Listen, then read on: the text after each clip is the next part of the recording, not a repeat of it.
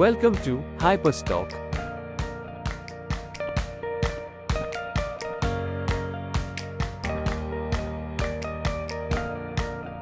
Go to Stock Take and tap on Pick and Pack.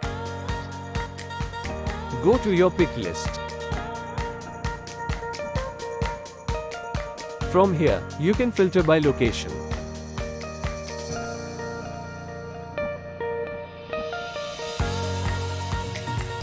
Here, you can find to pick screen, partial screen, picked screen and not in stock screen.